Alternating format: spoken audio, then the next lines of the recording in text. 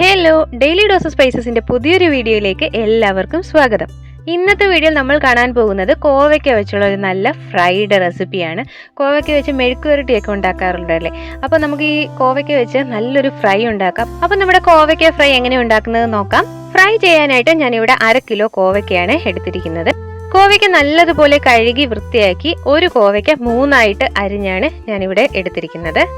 ഈ കോവയ്ക്കയിലേക്ക് നമുക്കൊരു 1/4 ടീസ്പൂൺ അളവിൽ മഞ്ഞൾപ്പൊടി ചേർത്ത് കൊടുക്കാം. ഇനി നമ്മൾ ചേർക്കാൻ പോകുന്നത് ചുവന്ന മുളക് പൊടിയാണ്, എരിവുള്ള മുളക് പൊടിയാണ്. 1 ടീസ്പൂൺ അളവിൽ ചേർത്ത് കൊടുക്കാം. ഇനി ഒരു 1/4 ടീസ്പൂൺ കുരുമുളക് പൊടി ചേർത്ത് കൊടുക്കാം.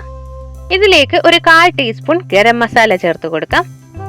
ഇനി നമ്മൾ ഇതിലേക്ക് ചേർക്കാൻ പോകുന്നത് കായപ്പൊടിയാണ്. കായപ്പൊടി 2-3 പിഞ്ച് മാത്രം ചേർത്താൽ മതി. ഇനി ഒരു 1/2 ടീസ്പൂൺ മല്ലിപ്പൊടി ചേർത്ത് കൊടുക്കാം. ഇനി ഇതിലേക്ക് നമ്മൾ ചേർക്കാൻ പോകുന്നത് 1/2 ടീസ്പൂൺ അളവിൽ അരിപ്പൊടിയാണ്.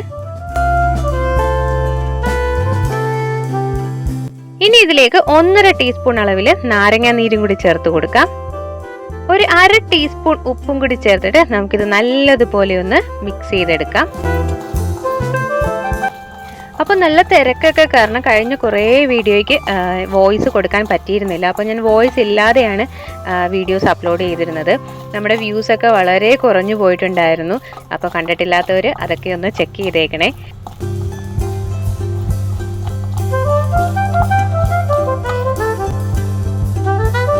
അപ്പോൾ നമ്മൾ കോവയ്ക്കയിലേക്ക് മസാലയൊക്കെ നല്ലതുപോലെ മിക്സ് ചെയ്ത് എടുത്തിട്ടുണ്ട്.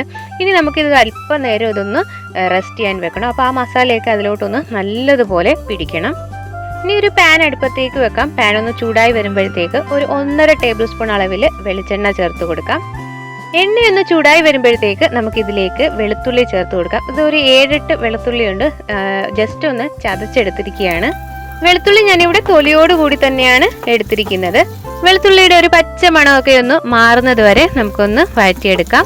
ഇനി ഇതിലേക്ക് ഒരു തണ്ട് കറിവേപ്പില നമുക്ക് ചേർത്ത് കൊടുക്കാം. കറിവേപ്പിലയും കൂടെ ചേർത്തിട്ട് നല്ലതുപോലെ ഒന്ന് മിക്സ് ചെയ്ത് കൊടുക്കാം. 4-5 സെക്കൻഡ് നമുക്ക് ഇതുപോലെ ഒന്ന് മിക്സ് ചെയ്ത് കൊടുക്കാം.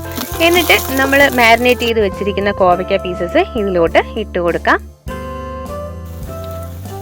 കോവയ്ക്ക പീസസ് നമ്മൾ പാനിലേക്ക് വെച്ച് കൊടുക്കുമ്പോൾ അകത്തി വെക്കാൻ ശ്രമിക്കുക. കൂട്ടത്തോടെ ഇട്ടാൽ നമുക്ക് ഫ്രൈ ചെയ്തെടുക്കാൻ ഇത്തിരി പാടായിരിക്കും. നമ്മൾ മീൻ പൊരിക്കുന്നത് പോലെ ഇത്തിരി ഗ്യാപ്പിൽ ഓരോന്നും സെപ്പറേറ്റ് ആയിട്ട് വെച്ച് കൊടുക്കുക.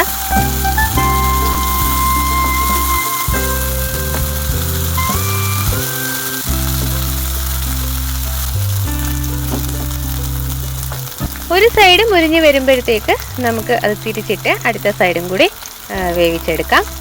അങ്ങനെ ഇതാ തിരിച്ചും മറിച്ചു വിട്ട് 2 സൈഡും നല്ലതുപോലെ ഫ്രൈ ചെയ്തെടുത്തിട്ടുണ്ട്. ഞാനിത് 2 ബാച്ചായിട്ടാണ് ഫ്രൈ ചെയ്തെടുത്തത്. ഇനി നമുക്കിത് ഒരു ബൗളിലേക്ക് മാറ്റി വെക്കാം. അപ്പോൾ നമ്മുടെ വളരെ രുചികരമായിട്ടുള്ള കോവയ്ക്ക ഫ്രൈ ഇവിടെ തയ്യാറായി കഴിഞ്ഞു. അപ്പോൾ ചോറിൻ്റെ കൂടെയൊക്കെ നല്ലൊരു കോമ്പിനേഷനാണ്.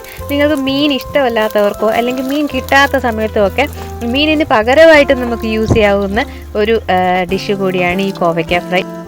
അപ്പോൾ അതാ ഇത്രയേ ഉള്ളൂ. വളരെ ഈസി ആയിട്ട് നമുക്ക് തയ്യാറാക്കാം നല്ല രുചിയോട് കൂടിയിട്ടുള്ള കോവയ്ക്ക ഫ്രൈ. അപ്പോൾ ഇതെല്ലാവരും ഒന്ന് ട്രൈ ചെയ്ത് നോക്കണം. ട്രൈ ചെയ്ത് നോക്കിയിട്ട് ഫീഡ്ബാക്ക് അറിയിക്കാൻ മറക്കല്ലേ. എൻ്റെ ചാനൽ ആദ്യമായിട്ടാണ് കാണുന്നതെങ്കിൽ ലൈക്ക് ചെയ്യാനും കമൻറ്റ് ചെയ്യാനും സബ്സ്ക്രൈബ് ചെയ്യാനും മറക്കല്ലേ. ഇഷ്ടപ്പെട്ടാൽ മറ്റുള്ളവർക്ക് കൂടി ഒന്ന് ഷെയർ ചെയ്ത് കൊടുക്കണേ.